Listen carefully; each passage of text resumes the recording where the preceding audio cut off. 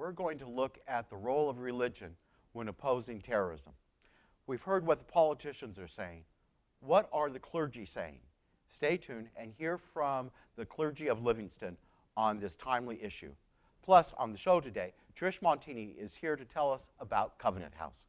From LTV Studio A, you are watching Clergy Corner.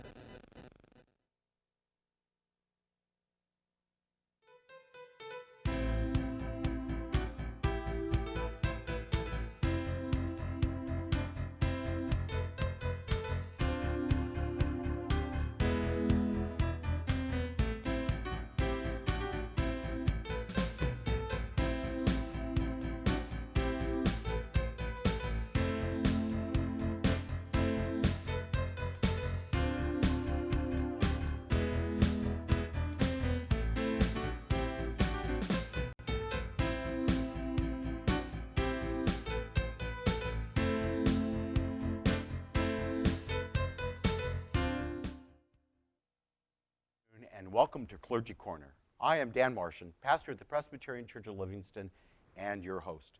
Joining me on the show today, please welcome Father Joseph Laracy from St. Philomena Roman Catholic Church, Reverend Susan Gillespie from the Trinity Covenant Church, Rabbi Clifford Colwyn from Temple Ben Abraham, and Reverend Dr. Richard Vossler from the Grace Lutheran Church. Welcome, my friends. Terrorism is too real. It's sad, it's scary, a lot of fearful moments that people are having. I've talked to people and they've talked to me about their fear, about their anxiety. There was this one woman that didn't come to the interfaith Thanksgiving service because she was fearful of being in large crowds. Has anybody talked to you about their anxiety or their issues with terrorism? We've actually just completed a course that we've been looking on terrorism in general, mainly on Islam, and it provides some scary information about what's going on, and through that also generates talk about terrorism, about what's going on within our society. So yeah. So what things did they come out? Just not the general stuff. When did they talk about terrorism? Talked about the role that religion plays in terrorism, the role that people's faiths believe in it, and the targets, how people are targeted. But not so much in that they were paralyzed. It wasn't a paralyzed fear like you were saying. That didn't come through. Well, at least people are talking about it, yeah. Maybe realistically talking about it, which brings me to our real first question of the show today is religion causing terrorism? What do you think, Cliff? No. I think that terrorism is a lot more complicated than deserving, than being accurately described by a pat answer like that. There's a lot of terrorism that's committed in the name of religion, but I think that there are a lot of forces that are really at work there on a deeper level. Political forces, economic forces. Generally one doesn't find terrorism coming out of a society where people are at least reasonably well treated, where they have economic liberty, where they have a sense of freedom, of self-determination. And the places from which the terrorism is coming, by and large, are not places like that, to put it mildly. What's particularly intriguing, however, with regard to the Islamic terrorism specifically, is the way in which it has captured the imagination of Muslims living outside of the Middle East, even people from relatively stable and middle-class backgrounds, but who do see something attractive in this particular cause. Again, as we all know, they may be utterly minuscule in number, but given the kinds of deeds they perpetrate, the impact they can have is great. Absolutely, and we can see a lot of different impacts that people who have, extreme views have done in our society and around the world. Speaking of Paris, speaking of 9/11, all the things that we have been through, now we're really heightened. I went down to the Macy's Day Parade this year, and they said the police presence was going to be felt, but this is the first time that I've been to the parade, that they started the parade by having the police officers with the RK rifles, and they were, before the parade started, in a black van going down the police presence. And then I was walking back and they were in barricades. The police presence was there, definitely.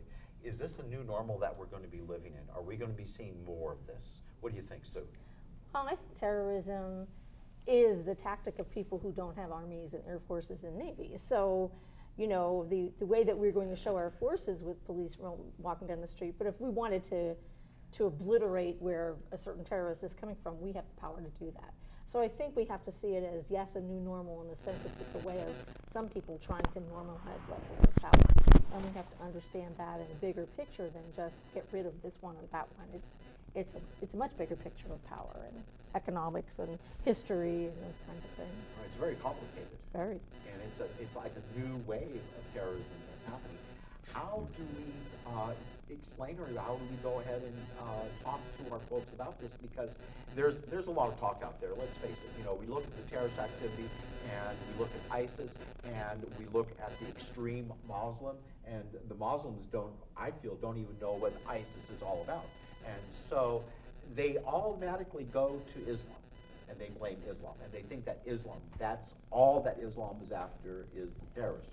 And so they're up against that religion already. How do we, as religious leaders, combat that? I think this is where education comes in, because certainly there's all different kinds of Muslims, and even among terrorists, there's people with different objectives, and there's all different kinds of terrorism, and it's not all Muslim. So I think we need to be the voices of reason that are not afraid. You know, I think our faith teaches us not to be afraid and to understand things from a different perspective. So, you know, there's a difference, I think, between religion and faith, but certainly in faith, we have the time and space to learn more and not react out of fear. And, yeah, Cliff. Well, I was just actually, so I'm going to disagree with something you said. Sorry. No kidding, really? No, I think what faith teaches me is to go ahead and be afraid, but don't let that restrict your actions. Okay, I'll go with you then. I think it's important. I think it was either President Hollande, the mayor of Paris, who encouraged his people the day after the attacks, go out, go to the cafes, go to the shows, be on the streets. I think that was exactly the right thing. Israelis have dealt with situations like that for years as well. And so I agree that education is important, and making clear what the enemy is and what the enemy is not is really quite significant. But the worst thing we can do to capitulate to the terrorists is to alter our lives, because that's just what they want.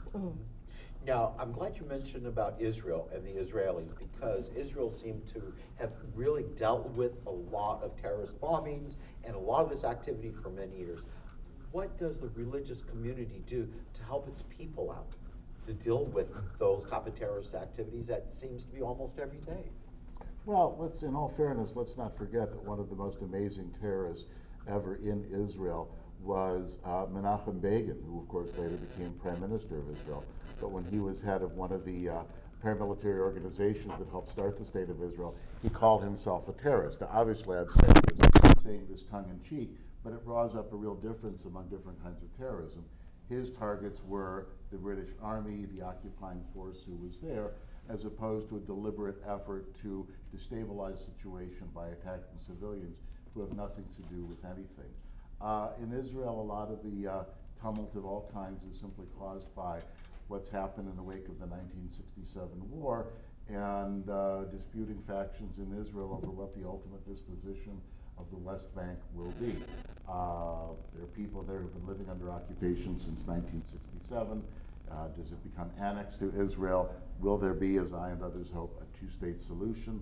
Ultimately, until that is settled, and there's so many people whose lives are in limbo, then nothing, I don't think, at least unfortunately, anything is going to change there. Nevertheless, it's intriguing to look at that difference of an issue that deals with the specific land on which all that violence is taking place versus what happened in Europe just a couple of weeks ago, where in the name of some apocalyptic idolatry, horrible, heinous acts were perpetrated upon people who were, to put it mildly, innocent bystanders. Now, I know that the Pope has talked about terrorism. Joe, what some of the things that the Pope has said that you might want to tell us? Yeah, as you know, the Holy Father, Pope Francis, recently made an apostolic journey to the continent of Africa.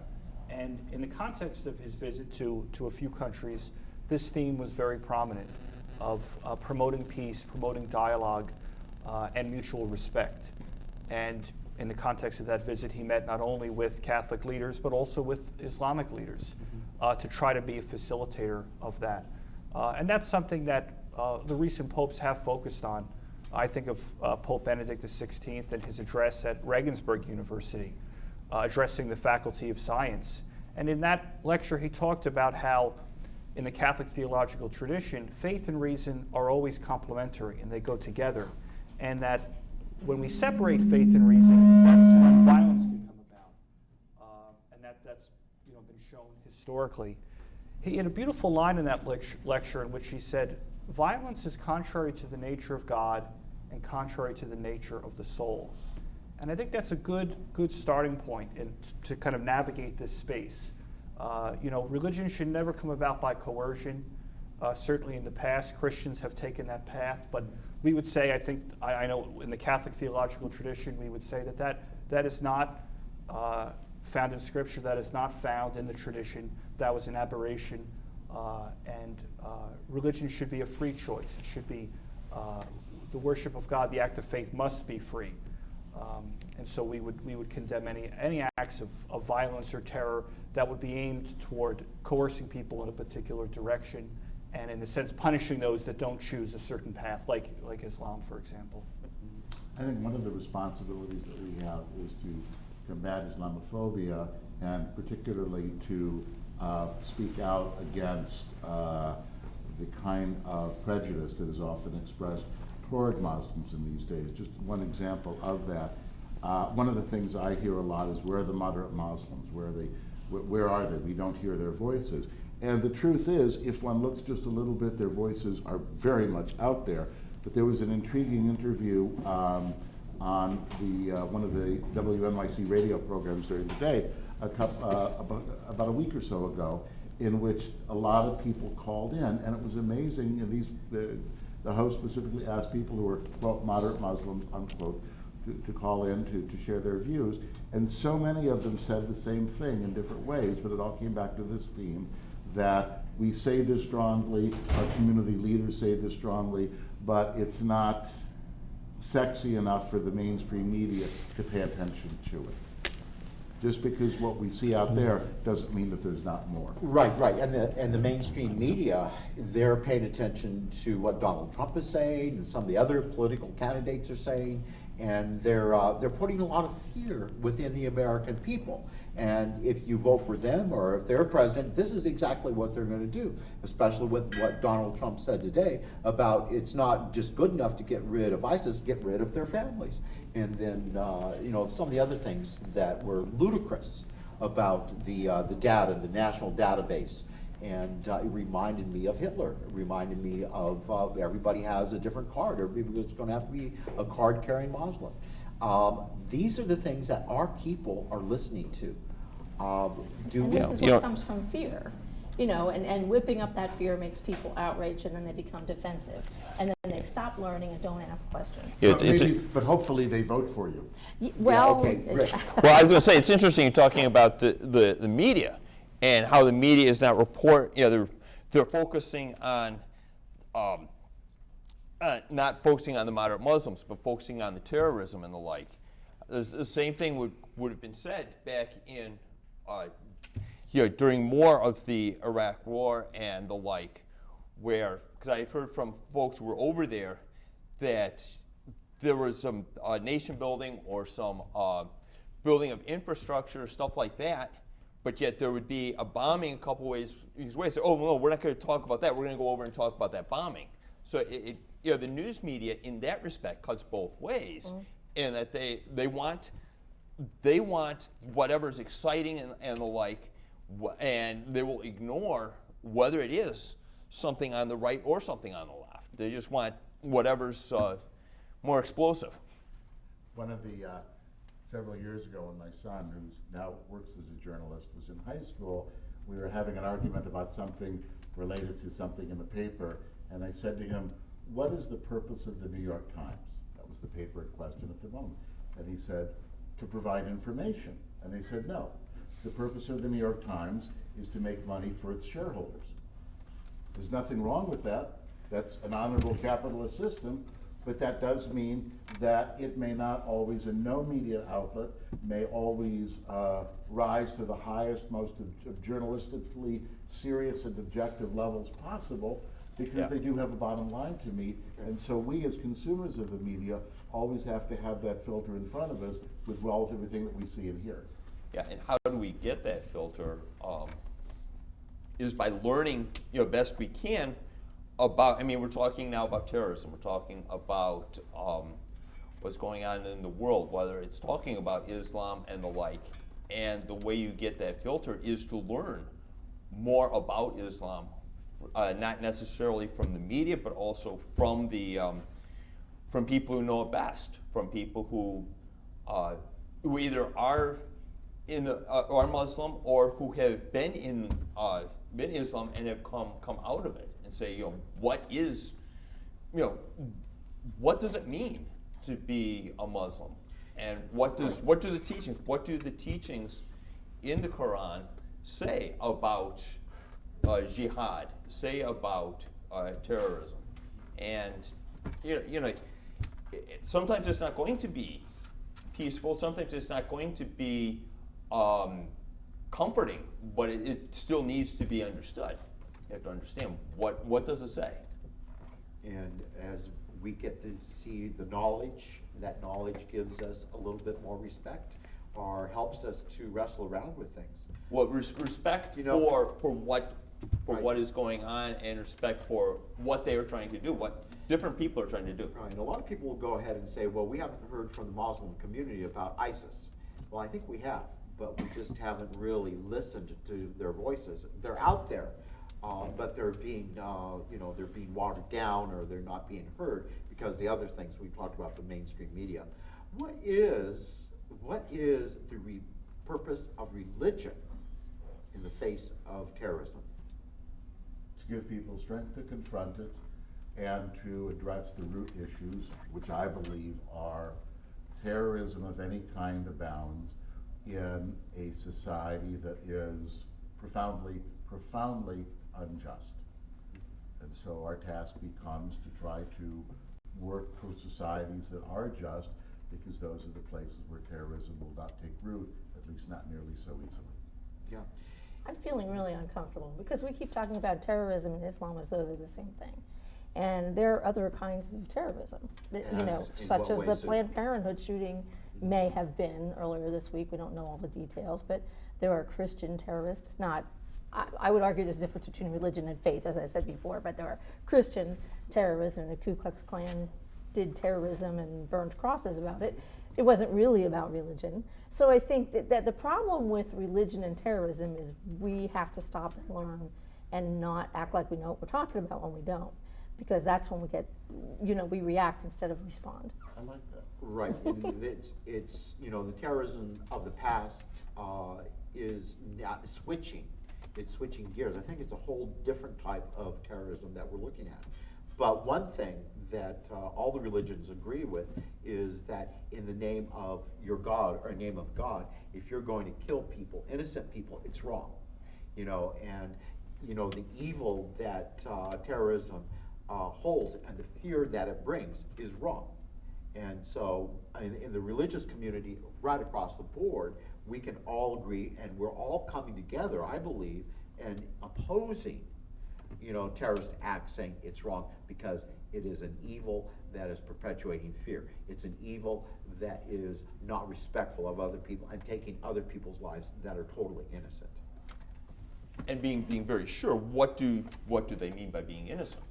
I think that's an important point to look at too. Well, yeah, different points of view on what innocence exactly is. And we all Right. have in our histories holy war, that we don't necessarily feel real good about at this point. But Yeah. so yeah, I think the role of religion is education and taking a peaceful step backward and learning. Well, taking a peaceful step backward, but also then looking at, what is, I mean, if a terrorist is using religion, then to look at that and say, what is that? Is that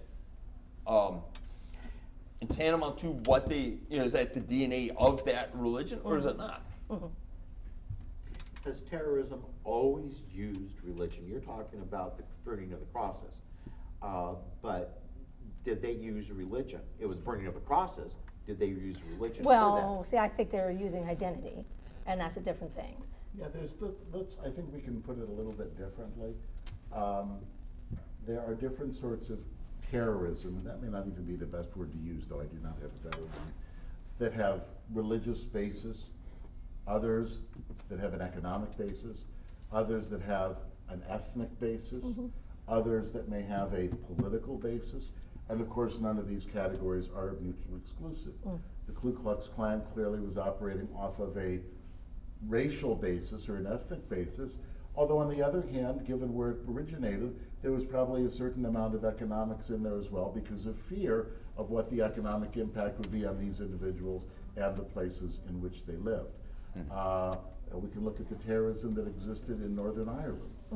That was clearly of a somewhat of a religious, but certainly of a political nature as well. Today, though, I think ultimately the argument always redounds to or returns to Islam, simply because the scale of that particular terrorism in recent years has eclipsed anything else. And so while I am equally uncomfortable putting the two always together in that way, there is a sense of inevitability about it that I think that we cannot avoid. And here I return to what I see as among the key responsibilities that folks who do what we do have, namely to do our best to stop Islamophobia and to make sure that people have an accurate understanding or an accurate view of the world around us. And as far as homegrown terrorism goes, I would throw one other thing in there. That's gun control. It cannot be overlooked that this country has the laxest gun laws around and also the highest homicide rates, and that those two are connected is just clear and obvious. I think that's a different question, because my understanding is that we don't have the laxest ones. That there are other countries where they say no, we have where people are required to have guns, and the gun rate, the murder rate there is less than it is here. So well, I think that's a different topic here. It would be something to do at a different clergy corner. Oh, it might be, except for the open carry folks that assembled themselves outside a mosque somewhere in the United States last week. So in order to let folks know that, terrorism goes both ways, I guess. I'm not quite sure what that was about. Fear is running, people into doing very extreme things to try to protect themselves. We in the religious community here in Livingston, I have no doubt in my mind that we're educating our folks, or we're providing platforms for people to discuss and to talk and to share with one another. I think that's very, very important. But is that enough? First of all, I don't think people here have felt it affect their day-to-day lives. Certainly not in the way it was on September 12th, 2001, okay? Yeah. Other parts of the world, absolutely. I think the fear is more of a generalized fear about the uncertainty of the world. The one concrete thing I've certainly seen is a fear and concern about travel in general, and maybe a disinclination to be where there are large crowds of people. But I think that it's less a matter of my personal day-to-day life than it is, I want this world to be a place I can depend upon to be stable, and that's not what I'm feeling right now. What can we give the people of Livingston? What can we give our people that will provide and give them hope as they face the days and weeks and months to come of terrorism as being a part of the life now? I think we have to ground it in our own story, our own faith story.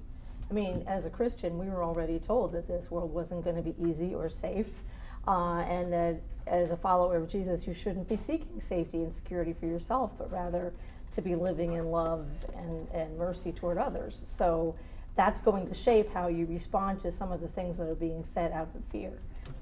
tagging on to that, Peter, when in Acts, where Peter and John were put into prison there before the council and the like, and they were finally let go.